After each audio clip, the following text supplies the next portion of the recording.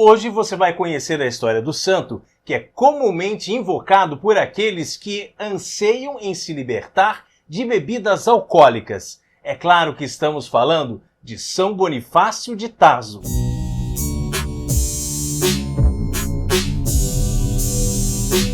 Vinde a Deus em meu auxílio, socorrei-me sem demora.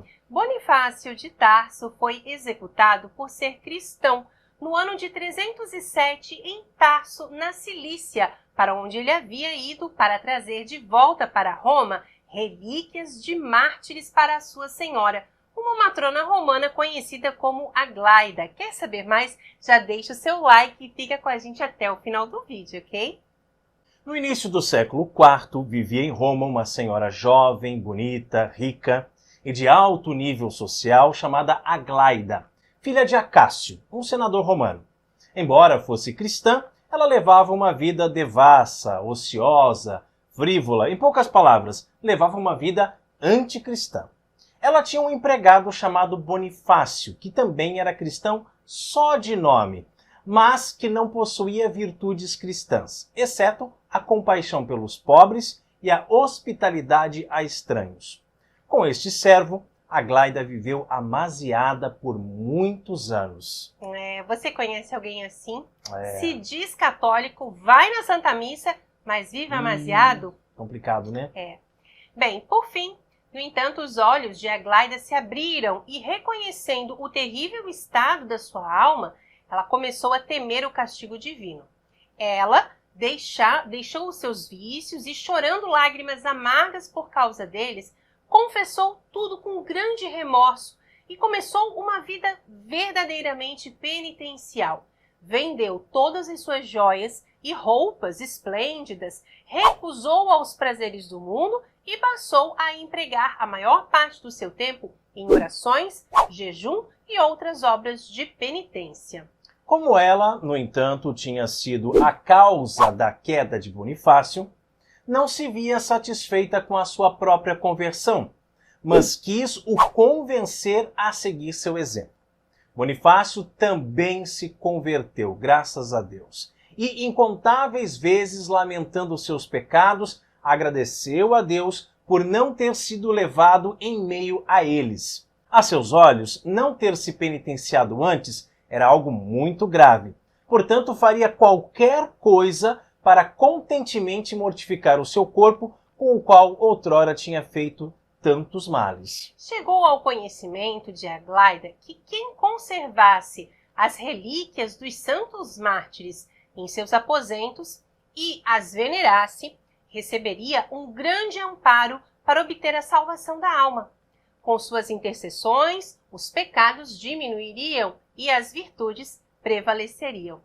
Então, ela estipulou que Bonifácio partisse ao Oriente, onde os antecessores de Diocleciano haviam perseguido os cristãos, e ele trouxesse as relíquias de algum mártir, que se tornaria o guia e protetor dos dois. Vai vendo as ideias, né? Enquanto se despedia, Bonifácio riu e perguntou brincando: "Minha dama, se encontrarem a mim antes que eu encontre as relíquias, tu me aceitarás como relíquia?" E Aglaida, repreendendo-o, disse que tal missão sagrada deveria ser encarada com seriedade. Bonifácio refletiu sobre as palavras dela durante toda a viagem e julgava ser indigno de tocar nos gloriosos mártires. Ao chegar na cidade de Tarso, na Cilícia, atualmente o sul da Turquia, é a mesma cidade, sim, em que o santo apóstolo Paulo havia nascido. Bonifácio deixou os seus companheiros de viagem numa hospedaria e adentrou ao centro da cidade, onde os cristãos eram torturados. Ficou impressionado pelos animalescos e horríveis tormentos e, vendo as faces dos santos mártires radiarem a graça de Deus, Bonifácio ficou maravilhado pela coragem deles. Beijando os pés de muitos deles, Bonifácio rogou aos confessores que aceitassem que ele estivesse entre eles nas torturas. Assim, o jurista o prendeu e perguntou quem era, sendo que Bonifácio respondeu: "Sou cristão." recusou a oferecer sacrifício aos ídolos, e os carrascos rasgaram suas vestes e o penduraram de cabeça para baixo. Então começaram a espancá-lo, e só pararam quando seus músculos já estavam desprendidos do corpo e seus ossos expostos. Olha só.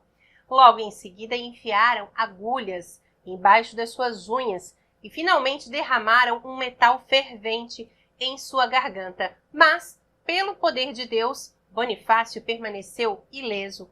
As pessoas que presenciaram esse milagre clamavam: "Grande é o Deus dos cristãos!" E começaram a apedrejar o jurista e ir ao templo pagão para arremessar os ídolos deles no chão. Que confusão, né? E na manhã seguinte, quando as coisas haviam se acalmado, o jurista ordenou que o santo mártir fosse jogado num caldeirão de piche fervente. Quando foi jogado, uma quantidade muito maior de piche foi jogada fora do caldeirão, caindo e queimando os carrascos. Novamente, São Bonifácio saiu ileso. Então, finalmente, o mártir foi sentenciado à decapitação, pela qual entregou sua alma ao Senhor no dia 19 de dezembro do ano de 290. E de seus ferimentos jorraram leite. Através desse último milagre, Cristo conquistou mais de 500 almas que presenciaram tal fato. Enquanto isso, na hospedaria, os companheiros de São Bonifácio estranharam a demora dele e começaram a procurar, imaginando que ele havia ficado bêbado em algum lugar, em alguma taverna.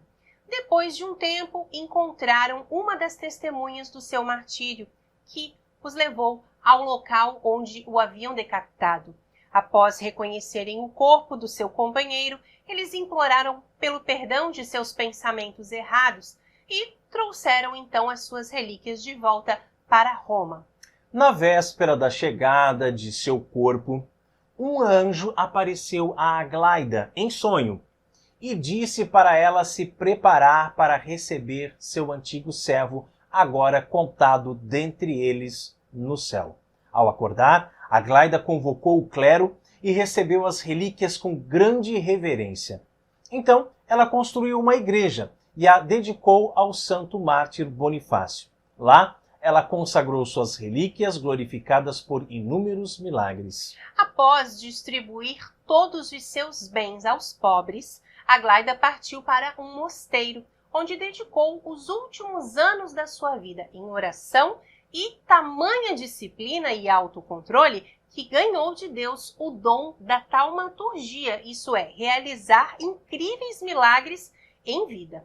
Santa Aglaida foi sepultada em 303, ao lado de São Bonifácio. Enquanto os pecados de um haviam sido purificados pelo sangue, os da outra foram lavados pelas lágrimas do asceticismo. Os dois se acharam dignos de estar sem mácula diante do Senhor, que não deseja a morte do pecador, mas que ele se arrependa e viva eternamente. No século XII, o nome de Bonifácio foi incluído em 14 de maio no calendário romano geral, no nível mais baixo das festas litúrgicas. Em 1955, o Papa Pio XII reduziu a celebração a uma simples comemoração dentro da missa ferial.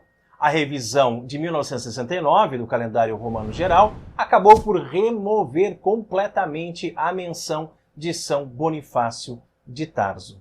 Glória ao Pai, ao Filho e ao Espírito Santo, assim como era no princípio, agora e sempre, por todos os séculos dos séculos. Amém.